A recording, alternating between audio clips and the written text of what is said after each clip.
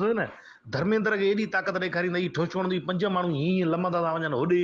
सनी देओल खे भाई इन जी फिल्म थी बिग ब्रदर, हुन में पाइप हणंदा थी भेण जे चुॾ खे, वो पाइप पकड़ींदो थी, पाइप में माना ईअं लावा निकिरंदा थी पाइप मां। एॾी तो में गरमाइश आहे। हिकिड़ो मर्द मर्दिल थोका एॾा मर्द त ज़िंदगी में पैदा न थिया आहिनि जहिड़ा। तूं कहिड़े क़िस्म जो नसुल आहे? सांचाई कुतो आहे टेमण में जो गोश्त खाई वेंदो आहे वेले एॾी ताक़त हिन कंजर खे पैदा थी आहे। मर भई औलाद आला जा भेण जो चुॾ जंहिंमहिल एॾी ताक़त करे हेॾा डोरा ॾेखारींदो, डोरो हिकिड़ो टके बि कोन, लसी पुठी हियांव ते एॾा कुचाऊं अथई रुॻो हियांव ते घातक में ॾिठा मां अथई हेॾा वारा ई सनी देओल खे ॻिचीअ ते चुतियो आहे। हीअं ठोशा बणी 50 माण्हुनि सां तूं विढ़े, असलियत में तूं विढ़ थो अचु, ख़बर त पई लव त मैदान ते एॾियूं सिरोटा हणाए इहे टोटा इहे पाड़े में जॻह थी ठही खणी एॾा ईअं दून हणाए छणी छॾियां हिते। इहे कूड़ न वणंदा आहिनि यार मूंखे।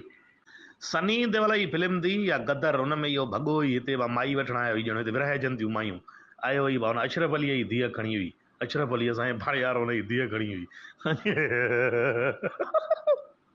सॼो आहे पोइ अशरफ अलीअ जी धीअ खणी हुई। इन लॻे त हाणे वरी कोई गुरू नानक जो रस्तो खोलियो हुयो मंदर जो, उते सिद्धू भाई बि आयो हुई जेको घणो खिलंदो थी, वरी एॾो हीअं सनी देओल बि आई भई फाइल हथ में हुई हथ में, माना इहे कागज़ त मां वाक़ई कागज़नि ते आयो आहियां। अचु न मां आया जुड़ा अचु न, ख़बर पवई दम अथई ट्रप त ईअं घां त भञाए।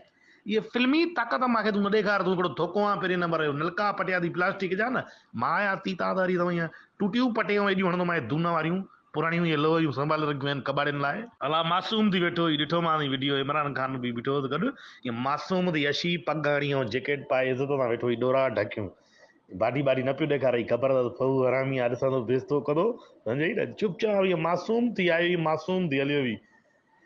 कूड़ा पी पुट भाई, ये धर्मेंद्र बॉबी देओल ऐं इहो सनी देओल कूड़ा कूड़े आहे पुट।